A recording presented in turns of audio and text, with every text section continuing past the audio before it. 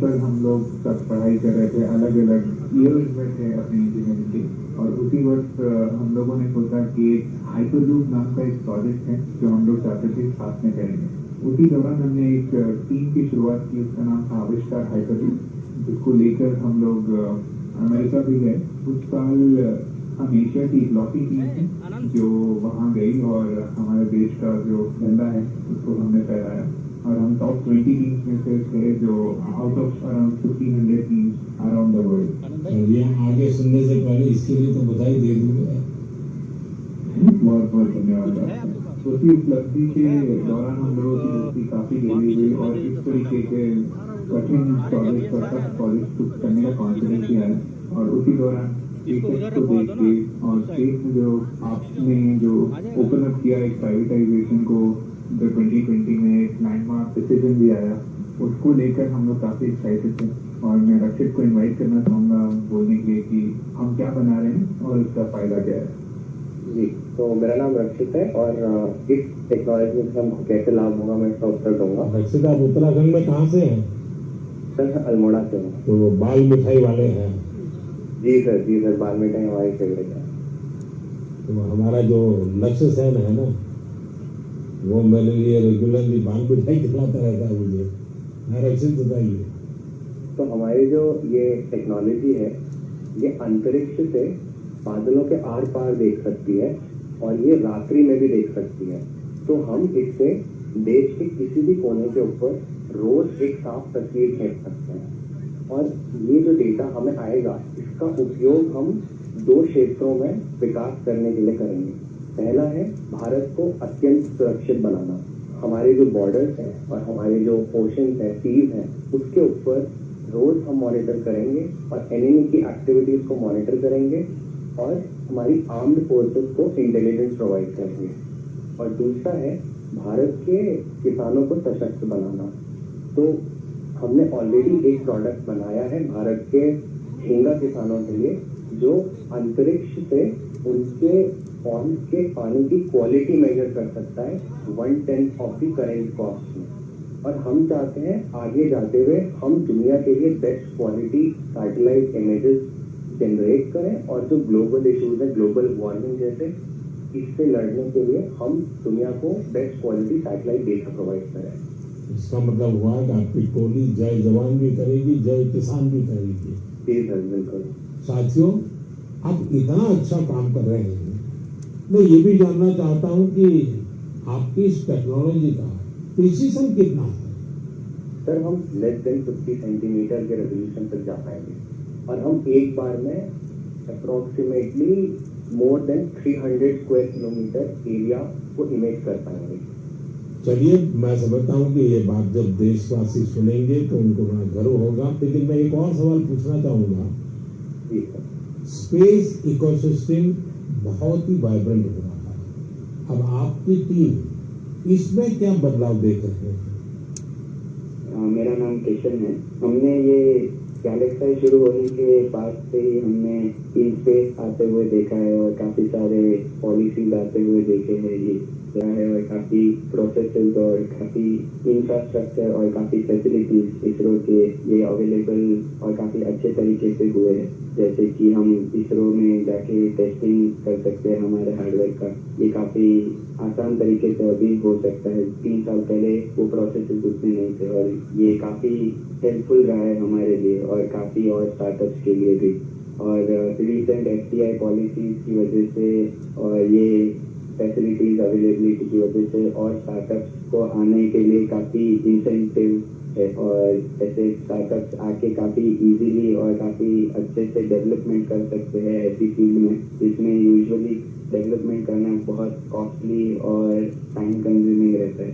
But current policies और space के आने के बाद काफ़ी चीज़ें आसान हुई है स्टार्टअप्स के लिए। मेरे मित्र डेनियल चावड़ा तो इससे कुछ और बोलना चाहेंगे। बताइए सर। हमने एक और चीज ऑब्जर्व किया है। हमने देखा है कि जो इंजीनियरिंग के छात्र हैं उनकी सोच में बदलाव देखा है। वो पहले बाहर जाके हायर स्टडीज परस्यू करना चाहते थे और वहाँ काम करना चाहते थे और स्पेस डोमेन में, बट अब क्योंकि इंडिया में स्पेस इकोसिस्टम बहुत अच्छी तरीके से आ रहा है, तो इस कारण वो लोग इंडिया वापस आके इस इकोसिस्टम के पार्ट बनना चाहते हैं। तो ये काफी अच्छा फीडबैक हमें मिला है और हमारे खुद की कंपनी में कुछ लोग वापस आके काम कर रहे हैं इसी वजह से। मुझे लगता है कि आपने दोनों जो पहलू बताए हैं, किशन ने और डेनिस दोनों ने, मैं जरूर मानता हूं कि बहुत से लोगों का इस तरफ ध्यान नहीं गया होगा कि एक क्षेत्र में जब रिफॉर्म होता है तो रिफॉर्म का कितने मल्टीपल इफेक्ट्स होते हैं, कितने लोगों का लाभ होता है, और जो आपके वर्णन से, क्योंकि आप उस फील्ड में हैं तो आपको ध्यान में जरूर आता है, और आपने ऑब्जर्व भी किया है कि देश के नौजवान अब इस फील्ड में यहीं पर अपना भविष्य बनाना चाहते हैं, अपने टैलेंट का उपयोग करना चाहते हैं। बहुत अच्छा ऑब्जर्वेशन है आपका। एक और सवाल मैं पूछना चाहूँगा, आप उन युवाओं को क्या संदेश देना चाहेंगे जो स्टार्टअप्स और स्पेस सेक्टर में सफलता हासिल करना चाहते हैं? मैं प्रणीत बात कर रहा हूँ और मैं सवाल के जवाब में। हाँ प्रणीत, बताइए। सर, मैं अपने कुछ सालों के एक्सपीरियंस से दो चीज़ें बोलना चाहूँगा। सबसे पहली कि अगर अपने को स्टार्टअप करना हो तो यही मौका, क्योंकि पूरी दुनिया में इंडिया आज वो देश है जो वर्ल्ड का सबसे फास्टेस्ट ग्रोइंग इकोनॉमी है, और इसका मतलब यही हुआ कि अपने पास अपॉर्चुनिटी बहुत ज़्यादा है।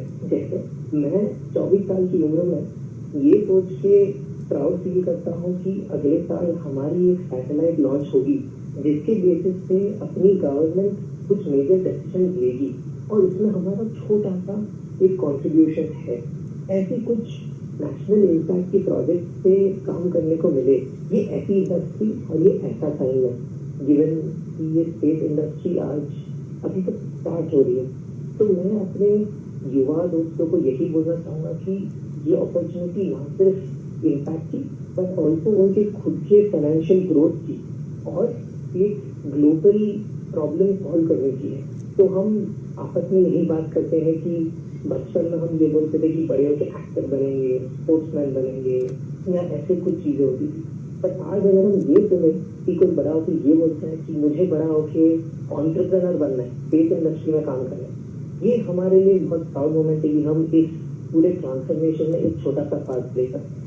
साथियों, एक प्रकार से प्रणीत, किशन, डेनिस, रक्षित, सुयश, जितनी मजबूत आपकी दोस्ती है उतना ही मजबूत आपका स्टार्टअप भी है, तभी तो आप लोग इतना शानदार काम कर रहे हैं। मुझे कुछ साल पहले IIT मद्रास जाने का अवसर मिला था और मैंने उस संस्थान के एक्सेलेंस को खुद अनुभव किया है, और वैसे भी IIT के संबंध में पूरे विश्व में एक सम्मान का भाव है, और वहाँ से निकलने वाले हमारे लोग जब भारत के लिए काम करते हैं तो जरूर कुछ न कुछ अच्छा कंट्रीब्यूट करते हैं। आप सभी को और स्पेस सेक्टर में काम करने वाले दूसरे सभी स्टार्टअप्स को मेरी बहुत बहुत शुभकामनाएं हैं, और आप पांचों साथियों से बात करके मुझे बहुत अच्छा लगा। चलिए, बहुत बहुत धन्यवाद दोस्तों। Thank you so much. मेरे प्यारे देशवासियों, इस साल मैंने लाल किले से बिना पॉलिटिकल बैकग्राउंड वाले 1 लाख युवाओं को पॉलिटिकल सिस्टम से जोड़ने का आह्वान किया है। मेरी इस बात पर जबरदस्त प्रतिक्रिया हुई है। इससे पता चलता है कि कितनी बड़ी संख्या में हमारे युवा राजनीति में आने को तैयार बैठे हैं। बस उन्हें सही मौके और सही मार्गदर्शन की तलाश है। इस विषय पर मुझे देश भर के युवाओं के पत्र भी मिले हैं, सोशल मीडिया पर भी जबरदस्त रिस्पांस मिल रहा है। लोगों ने मुझे कई तरह के सुझाव भी भेजे हैं। कुछ युवाओं ने पत्र में लिखा है कि उनके लिए वाकई अकल्पनीय है दादा या माता पिता की कोई राजनीतिक विरासत नहीं होने की वजह से वो राजनीति में चाहकर भी नहीं आ पाते थे। कुछ युवाओं ने लिखा कि उनके पास जमीनी स्तर पर काम करने का अच्छा अनुभव है, इसलिए वे लोगों की समस्याओं को सुलझाने में मददगार बन सकते हैं। कुछ युवाओं ने ये भी लिखा कि परिवारवादी राजनीति नई प्रतिभाओं का दमन कर देती है। कुछ युवाओं ने कहा कि इस तरह के प्रयासों से हमारे लोकतंत्र को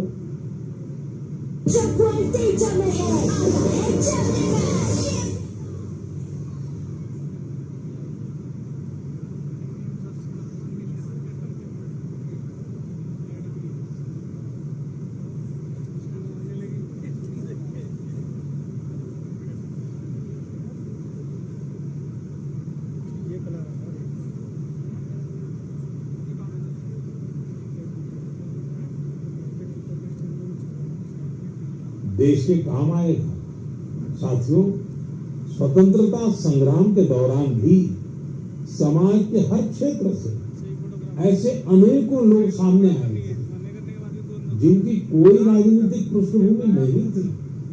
उन्होंने खुद को भारत की आजादी के लिए झोंक दिया था। आज हमें विकसित भारत का लक्ष्य पाने के लिए एक बार फिर उसी स्पिरिट की जरूरत है। मैं अपने सभी युवा साथियों को कहूंगा, इस अभियान से जरूर जुड़े। आपका ये कदम अपने और देश के भविष्य को बदलने वाला होगा। मेरे प्यारे देशवासियों, हर घर तिरंगा और पूरा देश तिरंगा। इस बार यह अभियान अपनी पूरी ऊंचाई पर रहा। देश के कोने कोने से इस अभियान से जुड़ी अद्भुत तस्वीरें सामने आई। हमने घरों पर तिरंगा लहराते देखा। स्कूल, कॉलेज, यूनिवर्सिटी में तिरंगा देखा। लोगों ने अपनी दुकानों, दफ्तरों में तिरंगा लगाया। लोगों ने अपने डेस्कटॉप, मोबाइल और गाड़ियों में भी तिरंगा लगाया। जब लोग एक साथ जुड़कर अपनी भावना प्रकट करते हैं तो इसी तरह हर अभियान को 4 चांद लग जाते हैं। अभी आप अपनी टीवी स्क्रीन पर जो तस्वीरें देख रहे हैं, ये जम्मू कश्मीर के रियासी की है। यहाँ 750 मीटर लंबे झंडे के साथ तिरंगा रैली निकाली गई और ये रैली दुनिया के सबसे ऊंचे चिनाब रेलवे ब्रिज पर निकाली गई। जिसने भी इन तस्वीरों को देखा उसका मन खुशी से झूम उठा। श्रीनगर के डल लेक में भी तिरंगा यात्रा की मनमोहक तस्वीरें हम सब ने देखी। अरुणाचल प्रदेश के ईस्ट कामेंग जिले में भी 600 फीट लंबे तिरंगे के साथ यात्रा निकाली गई। देश के अन्य राज्यों में भी इसी तरह हर उम्र के लोग ऐसी तिरंगा यात्राओं में शामिल हुए। स्वतंत्रता दिवस अब एक सामाजिक पर्व भी बनता जा रहा है। ये आपने भी अनुभव किया होगा।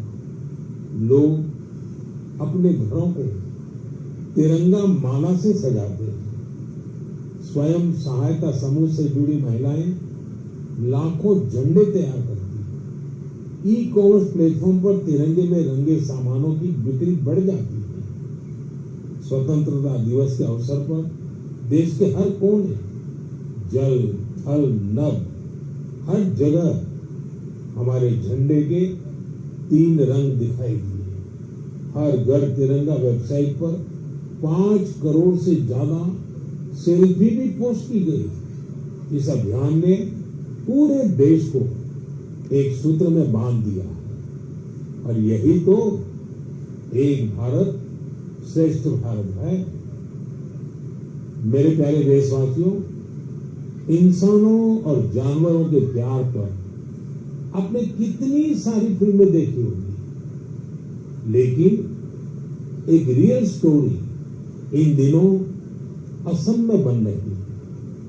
असम में तिनसुकिया जिले के छोटे से गांव बारेकुरी में मोरान समुदाय के लोग रहते हैं और इसी गांव में रहते हैं होलोग गिबन, जिन्हें यहाँ होलो बंदर कहा जाता है। पुलोव गिबन्स ने इस गांव में ही अपना बसेरा बना लिया है। आपको जानकर आश्चर्य होगा, इस गांव के लोगों का